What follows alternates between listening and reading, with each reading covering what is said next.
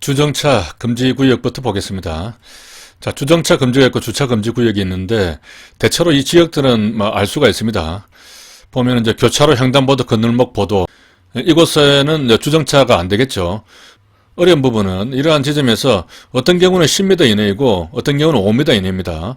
그리고 주차 금지 구역에도 보면은 다중 이용업소에는 5m 이내, 도로공사 양쪽에서는 5m 이내입니다. 그리고 터널한 다리 위 이렇게 돼 있죠. 그래서 보면은 이렇게 이제 안전지대, 정류장, 횡단보도, 건널목 이곳에서만 10m 이내가 되고 나머지 지역은 전부 5m 이내가 되겠습니다. 그래서 10m만 제대로 암기하면 나머지 5m는 구분할 수 있겠죠. 10m는 이제 안정횡입니다. 두 문자만 따면 이것을 안정환으로 하겠습니다. 안정환 슛입니다. 슛은 시에서 나오니까 바로 10m를 연상할 수 있겠죠. 안정환 슛, 요것만 10m가 되고 나머지는 5m다. 이렇게 생각을 하면 되겠습니다. 자, 5m짜리를 보면은 이제 오, 소, 모가 되겠습니다. 그래서 오소, 모퉁이로 이렇게 암기를 할 수가 있습니다. 연결해서 암기하면 오소 모퉁이로 안정한 슛이 되는 것이죠. 자, 밑에 그림을 하나 보면은 지금 이 모퉁이가 이제 코너킥이죠. 코너킥에서 안정환이 바로 슛을 날립니다. 그래서 이게 바나나 킥으로 해서 들어가죠. 오소 모퉁이로 안정한 슛. 이렇게 하면은 5m짜리가 2개가 있고 10m짜리가 3개. 그렇게 해서 암기를 할 수 있겠습니다. 그 다음 주차 금지된 곳은 이렇게 다중이용업소와 도로공사 양쪽에서 5m고 이쪽은 아니죠.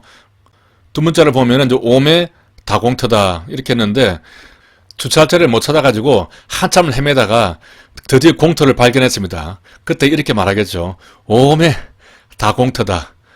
여기서 앞에 다공이 5m가 됩니다. 5m고 터다는 5m 기준은 없는 것이죠. 5m 다공터다. 그런데 거기도 주차 금지로 되어 있는 겁니다. 자, 밑에 그림을 보면은 이분이 주차할 자리를 찾다가 드디어 공터를 발견했죠. 5m 다공터다. 그런데 주차 금지입니다. 황당하겠죠. 자, 그렇게 해서 5m가 되는 곳을 암기를 하고 또 위에 오소 모퉁이로 해서 또 5m가 되는 곳을 암기를 할 수가 있습니다. 근데 기본적으로 안정한 슛이 아닌 곳은 나머지는 다 5m다. 또 그렇게 생각을 하면 되겠습니다. 자, 여기서 한 가지 조금 특이한 부분이 소방시설 5m 이내에 주정차를 하게 되면은 승용차 기준으로 과태료가 8만 원이 물게 되겠습니다. 기본적으로 이제 주정차 금지 위반은 범칙금 4만 원이거든요.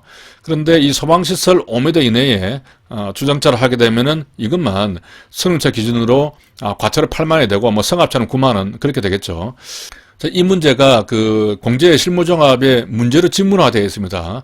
그래서 제가 좀 자세하게 정리를 하기 위해서 위에 설명을 했습니다. 자, 주정차 금지 위반은 원칙적으로 범칙금 4만 원이죠. 그런데 안전표지가 설치된 소방시설 등에서의 주정차 금지는 범칙금 4만 원에서 제외한다고 그렇게 규정을 하고 있습니다. 도로교통법 시행령 별표 8에 보면은 그렇게 되어 있어요. 그리고 같은 이 동시행령 별표 6에 보면은 이 안전표지가 설치된 소방시설에 대해서는 과태료 8만 원을 부과한다라고 규정을 하고 있는 겁니다. 그러니까 이것만 좀 특이한 것이죠.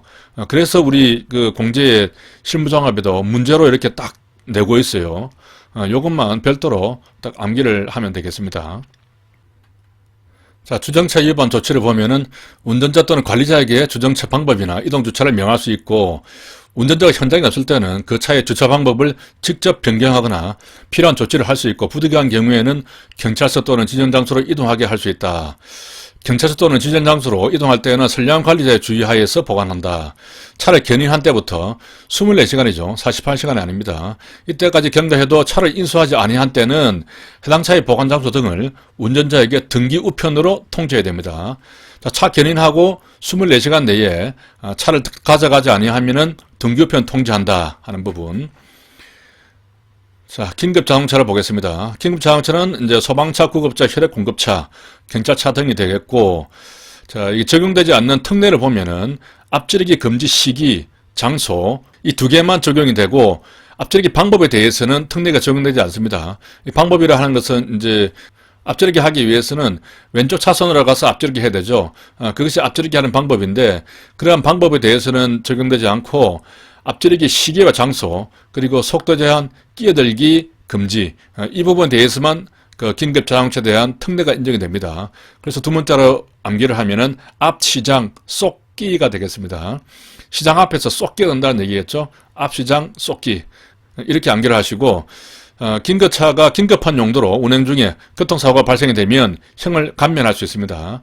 자, 자전거를 보면은 횡단보도 이용할 때 내려서 끌고 가야겠죠. 그래야 보행자가 됩니다. 타고 가면은 차가 됩니다. 자, 앞지르기는 왼쪽 또는 오른쪽으로도 할 수가 있습니다. 도로의 길 가장자리 구역을 통행할 수 있고 위반했을 때 처벌되는 경우는 음주운전, 주차위반, 끼어들기, 신호위반 이 경우입니다. 그래서 음주끼신이 되는 것이죠. 음주귀신이 아닙니다. 음주끼신입니다.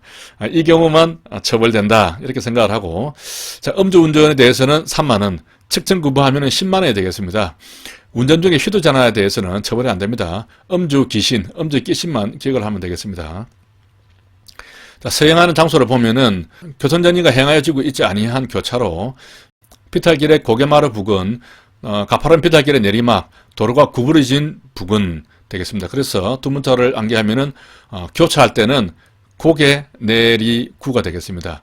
서로 지나칠 때는 고개 내리고 인사를 해야겠죠. 그러면서 서행을 하게 되겠습니다. 교차할 땐 고개 내리고 인사하면서 서행하자 이렇게 암기하면 되겠습니다. 이와 더불어서 앞지르기 금지 장소를 같이 보면은 위에 있는 이 서행 장소 여기다가 터널 안 다리 위가 되겠습니다.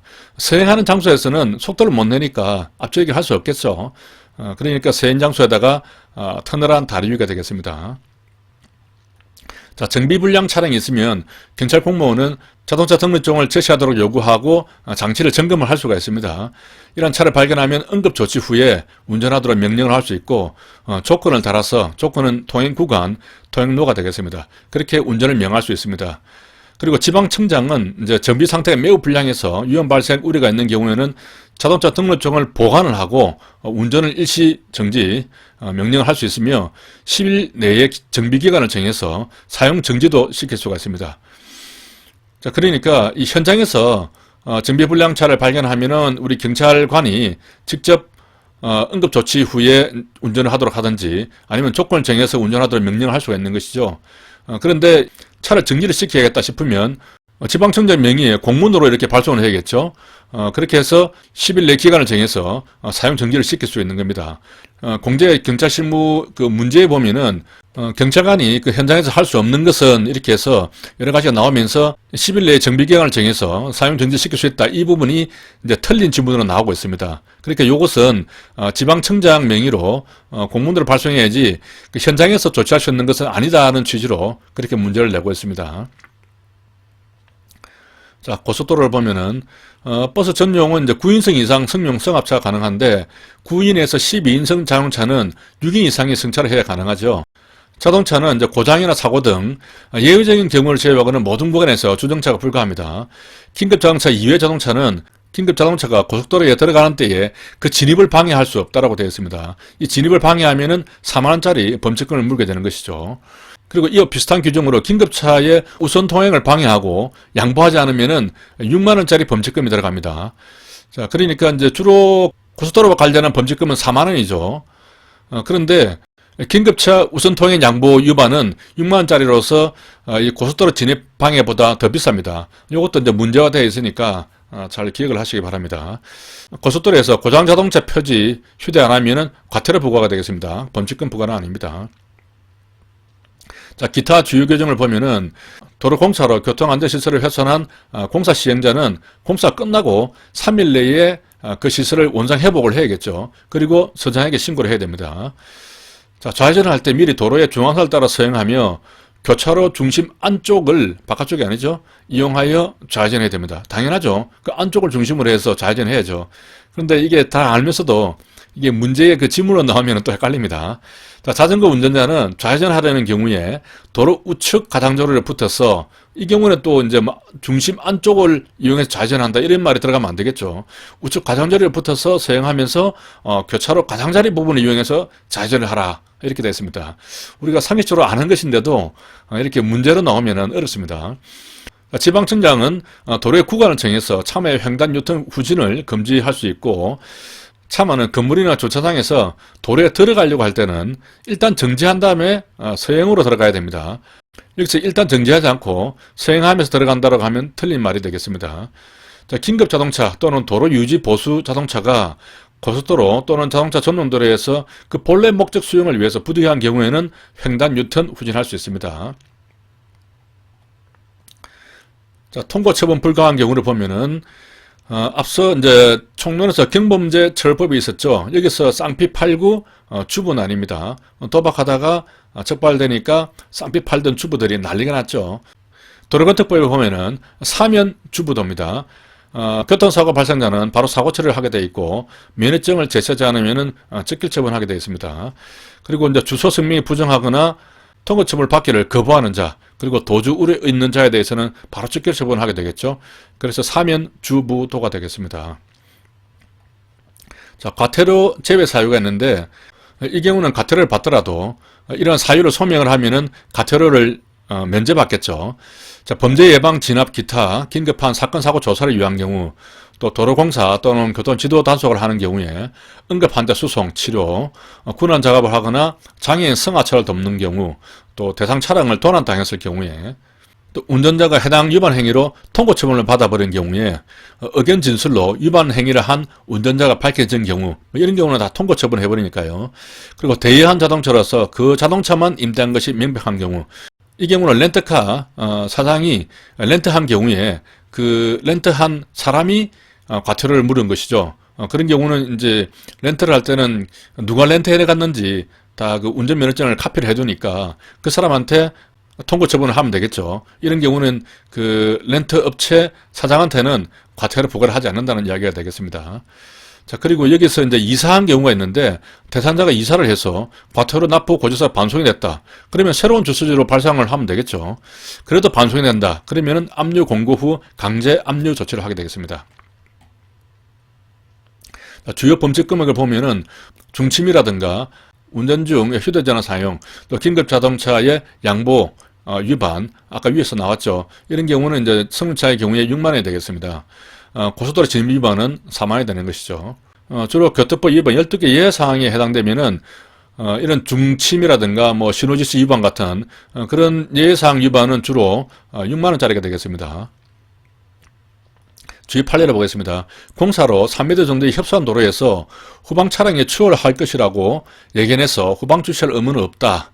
그리고 앞지르기 금지된 비탈길의 고견마루 부근에서 앞차가 비록 그 진로를 양보하더라도 앞지르기 하면 안 된다.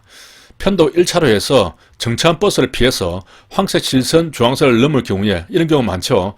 이런 경우에도 중침이 적용된다는 것입니다. 도로에 구부러진 곳이라는 규정은 어떠한 행위가 이에 해당되는지 의심을 가질 정도로 불명확한 개념이라고 볼 수 없다.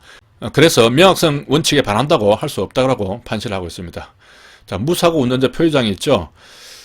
무사고 운전자 표시장은 10년 이상 사업용 자동차를 무사고 운전한 사람에게 수여되는데 10년 이상이면은 이제 교통선실장, 그 다음에 발전장, 질서장, 삼색장, 안전장 이렇게 됩니다. 이것도 문제로 나와 있으니까 암기를 해야겠죠. 두 번째로 따면 이제 성발, 질, 삼안이 되겠습니다. 자, 10년부터 성발질, 삼안 이렇게 해서 암기를 해야 되겠습니다. 공작물을 제거해서 보관할 수 있는데 경찰서장이 제거를 해서 보관 중인 공작물에 대해서 공고한 날부터 6개월이 지나도 점유자를 알 수 없거나 반환을 요구하지 않은 때에는 그것을 매각해서 대금을 보관할 수 있고, 또 공고한 날부터 5년이 지난 경우에는 국고로 귀속을 시켜버립니다. 자, 이거하고 비슷한 규정이 도로공사로 이제 교통안전시설을 훼손한 경우에는 이것은 공사 시행자가 되겠죠. 이런 경우에는 바로 3일 내에 원상회복하고 서장에 신고해야 됩니다. 누군지도 알 수 있고요. 요 경우는 3일이 들어가는데 서장이 제거를 한 경우에, 이 경우에는 6개월 동안 공고를 하고 그래도 사람이 나타나지 않으면은 매각해서 5년이 지나면은 국고로 귀속시킨다는 것입니다. 6개월하고 5년, 이것을 잘 기억을 하시기 바랍니다. 자, 여기까지 하겠습니다.